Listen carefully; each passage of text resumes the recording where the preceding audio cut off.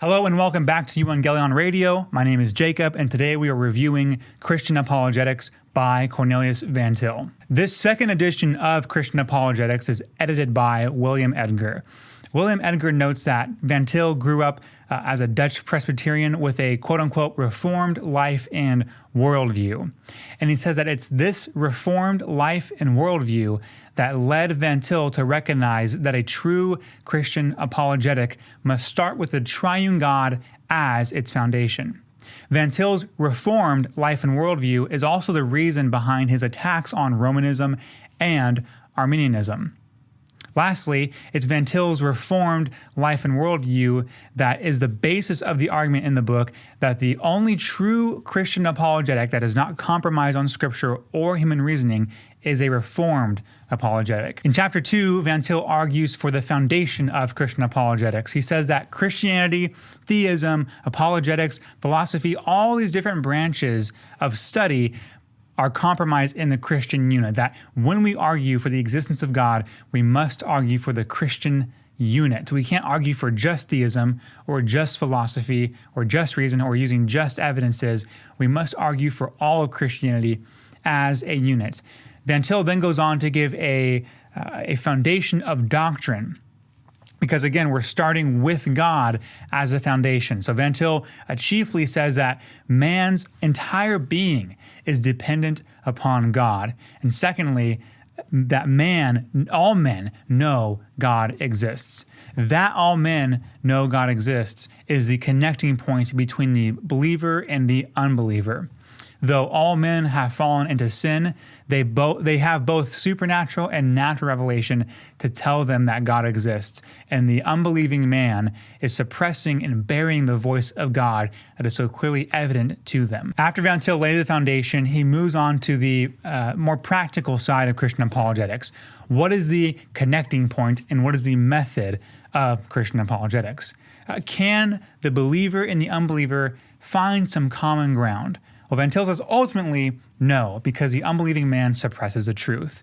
But the common ground is that all men know that God exists. At this point, Van Til attacks Roman Catholicism as well as Arminianism in saying that they start with theism first and Christianity second. They argue that man has the reasoning ability to thoroughly evaluate evidences and make a clear-cut distinction between whether or not God exists. They just need the tools and the information and the evidences to be able to decide that for themselves. But, Van Til says, if man can do that, then when man is given the proper information, man would already come to would absolutely come to a knowledge of God as the creator and a recognition that he exists, an explicit recognition that he exists. But this doesn't always happen. You can give the unbeliever evidence after evidence after evidence, and they can reason with the evidence and still conclude that God does not exist. So therefore, Van Til launches an attack on the Romanist position, saying that the Reformed position, which knows that man is suppressing the truth of God in unrighteousness, is the only position that is uncompromising in its approach to apologetics. So, what is the method? Well, for Van Til, the method is to quote-unquote rip off the iron mask of man's unbelief, because man has an inner sense of deity. And Van Til says this throughout the book, quoting Calvin. Man knows God exists, but buries that voice, suppresses that voice, and puts on an iron mask. And the presuppositional approach is to rip off the iron mask and to do two things. First, do not answer the fool according to his folly. And second, answer the fool according to his folly. We do not answer the fool according to his folly by saying, look, here is how your worldview, your framework cannot work with your assumptions. And we answer the fool according to his folly by showing the unbeliever what would happen and what life will be lived if they consistently applied their framework to their life. All the while saying that they are borrowing, or not saying, but notifying them essentially, showing them that they're borrowing from the Christian worldview to live their life. And again, Van Til attacks Romanism and Arminianism in saying that we cannot argue for theism first based on reason, because man already has reason, has all the information, but is suppressing that information in unrighteousness. So what's my critique? Well, Christian Apologetics by Van Til gives Christians an excellent introduction to presuppositional apologetics. It is a little bit more on the academic side, and we have to keep in mind that English is not Van Til's first language. Knowing that, he did very well with the English language, but at times it could be a little difficult to understand and hard to follow along with. What I noticed personally is that it's missing commas and periods where I would place them, and so it seems at points to run along, but that's just technical critique about writing style of a man who wrote this book, almost 100 years ago. So it's succinctly demonstrates that the only way for man to come to salvation is through the grace of God. I think one fault of evidential apologetics or apologetic methods that give evidence and let man decide, it's in some way leaves up salvation to man. But Van Til's apologetic, or Christian apologetics, or presuppositional apologetics, says that's by the grace of God that man comes to salvation. It's by God's sovereign choice that man is saved, because God has to rip off the iron mask.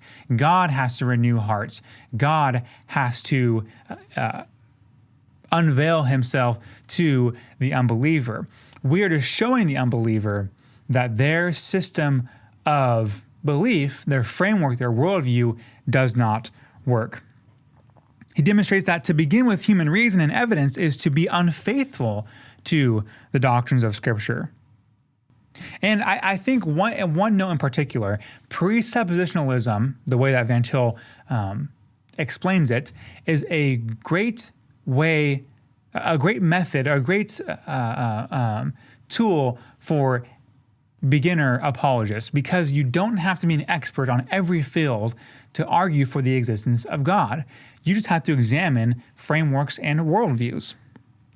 You don't have to be a master in philosophy or theism or their evidences. Instead, the Christian apologist needs only to familiarize himself with the Scriptures.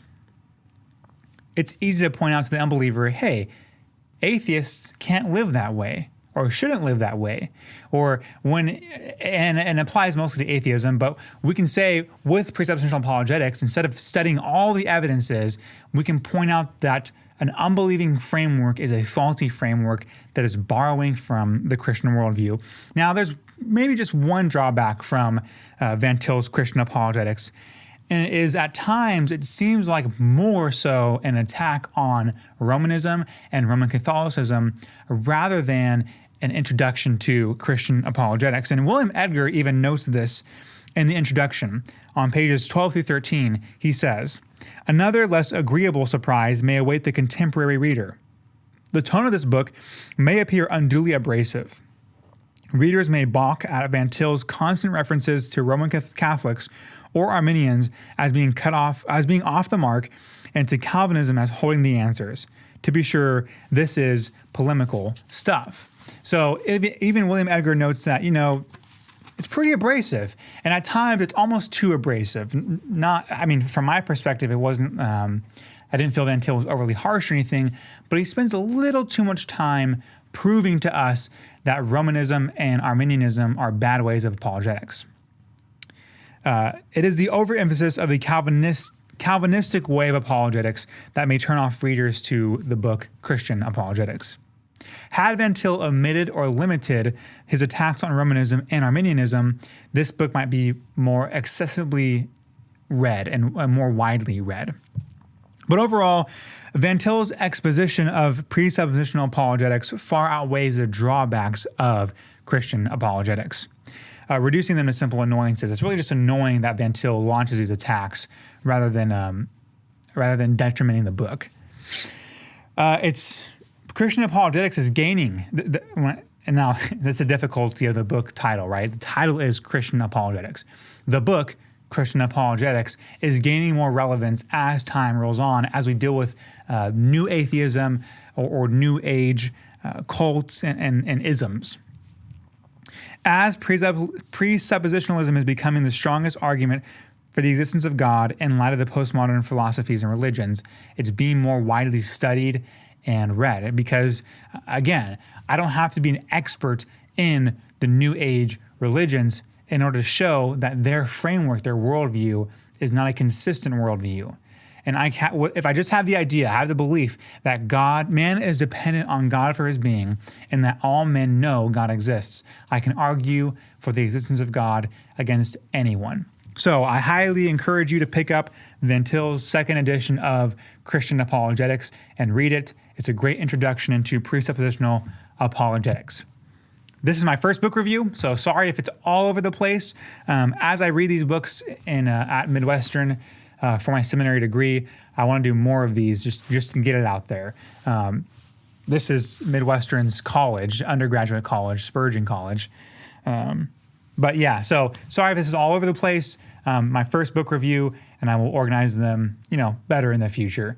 But if you're still here watching, thanks for watching. Be sure to like the video and subscribe to my channel, and look out for more book reviews in the future. See you later.